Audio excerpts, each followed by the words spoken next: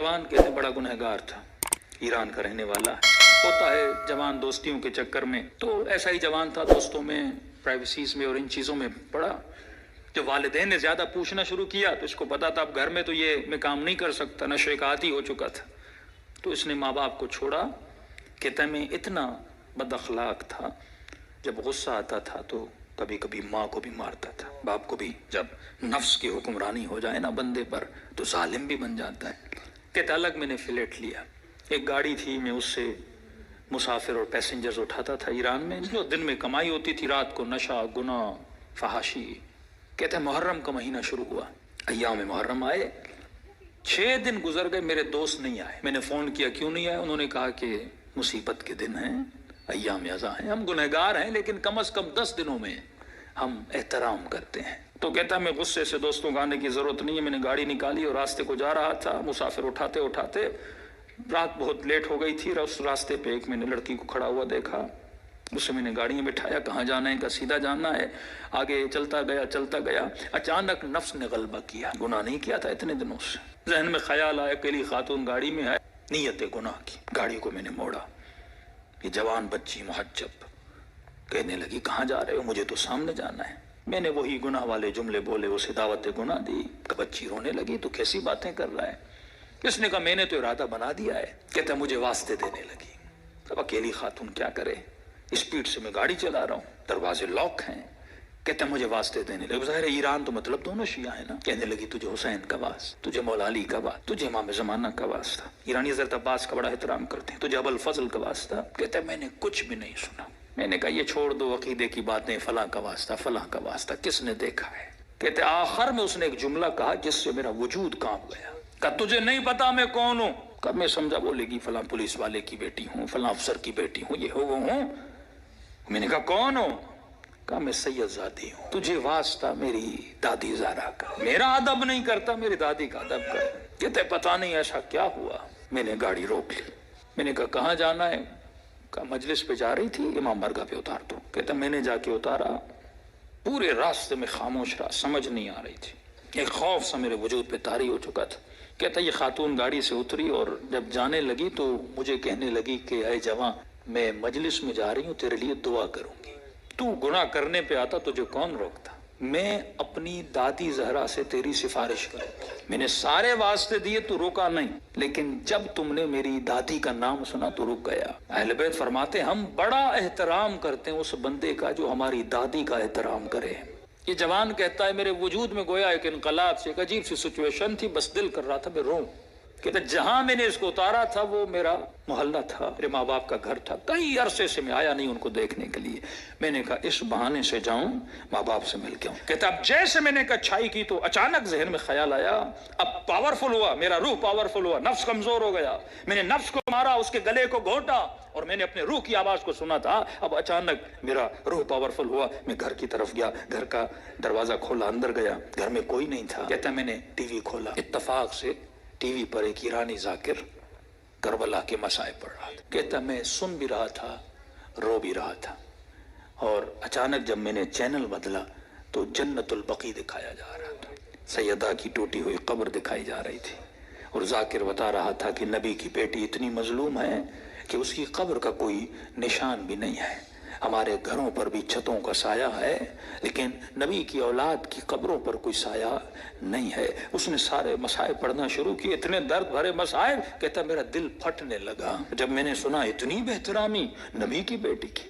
तो कहने लगा सैयदा मैं इतना बड़ा गुनहगार हूँ, लेकिन मैंने आपकी बेटी का एहतराम किया। ऐसे थे जिन्होंने नबी की बेटी का एहतराम नहीं किया। कहता अब जब रोने लगा तो मुझे अपने गुनाह, अपनी खताएं, अपनी बदकारियां सब याद आने लगी। जितनी मेरी अंदर की किसाफतें थी गोया किसी ने सामने लाकर खड़ी कर दी थी। अब मैं रो भी रहा था, अल्लाह से माफिया भी मांग रहा था। इतने में मेरी माँ घर आई, जिस माँ को मारता था। इतने सालों के बाद जब माँ ने मुझे देखा, कहता जैसे मुझे देखा तो देख मैं रो रहा था। कहते जैसे मुझे देखा तो वो बड़े प्यार से मेरे माथे का बोसा दिया और कहने लगी रजा तू वो नहीं जो यहाँ से गया था, मुझे बदला बदला लग रहा है। तो मैंने रोकर कहा कि अम्मा मुझे सैयदा ने बदल दिया। कहते माफी मांगने लगा, हाथों का बोसा लिया, माँ के कदमों पे गिरा कि अम्मा मुझे माफ करना, मैं बहुत बुरा था। जब मैं ज्यादा रोने लगा तो माँ ने कहा बेटा यहाँ नहीं रो, امام بارگاہ میں مجلس ہو رہی ہے، معصوم کا فرمان ہے کوئی بھی دنیا کی مصیبت آئے نا ایسے نہ رویا کرو، بیوی چھوڑ کے جاتی ہے، بچے بدتمیزی کرتے ہیں، رزق میں پریشانیاں آتی ہیں، بندے کا دل کرتا ہے روں، کہتے ایسے اپنے آنسوؤں کو ضائع نہ کیا کرو، ذکر حسین کو یاد کیا کرو، مصیبت اہل بیت کو یاد کیا کرو، ان آنسوؤں کی قیمت بڑی ہے، ان کو ایسے ضائع نہ کیا کرو، غم حسین میں، مناجات خدا میں، توبہ میں بہایا کرو۔ تو ماں نے کہا حسین کی مجلس میں جاؤ، کہتا ہے اتنے سالوں کے بعد جب محلے میں گیا تو محلے داروں نے دیکھا ارے وہ جوان جو اتنا گمراہ تھا آج ذکر حسین میں رو رہا ہے، اس کی زندگی میں انقلاب بپا ہو گیا۔ کہا کہ جب سے گیا، اس کی ماں کہتی ہے یہ خادم بن گیا حسین کا، یہ عزاداروں کے برتن دھوتا، کبھی جوتیاں بناتا، کبھی وہاں پہ ان کے لیے چائے رکھتا، دن رات خدمت کر رہا ہے کہ پورے محلے نے گواہی دی کہ یہ اس سے سچا عزادار ہم نے دیکھا نہیں ہے۔ کہتے ہیں ایک دو مہینے گزرے، ایک قافلہ بنا کربلا جانے کے لیے، تو لہٰذا اس قافلے سالار جو تھا، مسجد کا ہیڈ بھی تھا، پریزیڈنٹ بھی تھا، اس نے اسے بلایا کہ رضا ادھر آ، ایک جوان کو ہمارے ساتھ چلنا تھا جو ہیلپر تھا لیکن وہ بیمار ہو گیا ہے، میں اتنے دنوں سے سوچ رہا تھا کسے لے کر جاؤں اس کی جگہ پر، اچانک ذہن میں خیال آیا تجھ جیسا نیک جوان ہے، اسے لے جاؤں حسین کی زیارت پہ۔ کہتا جیسے میں نے سنا میں رونے لگا، میں نے کہا مولا حسین کچھ دن نہیں ہوئے آپ کے قافلے میں آیا ہوں، اتنی جلدی آپ نے مجھے اپنی زیارت پہ بلا لیا۔ کہا مولا حسین کی زیارت کی، توبہ کی، واپس آیا، پھر ایک قافلہ حج کے لیے نکلا۔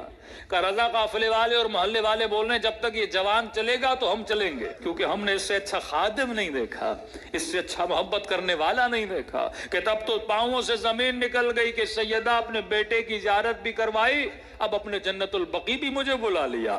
کہ اتنا بڑا شرف مجھے ملا، گویا زندگی بہار بن چکی تھی جب سب کچھ کر کے واپس آیا۔ اس کے محلے کا ایک نیک متقی پرہیزگار تاجر تھا، بزنس مین تھا، وہ اس کے باپ سے ملا، کہنے لگا کہ میں اتنے دنوں سے دیکھ رہا ہوں ایک جوان میں اتنا انقلاب آ جائے، مجھے سمجھ نہیں آ رہا، مطلب یہ ارادے کا اتنا مضبوط ہے، یہ اور بن چکا ہے، میں چاہتا ہوں کہ اپنی بیٹی کا رشتہ اس سے کرواؤں۔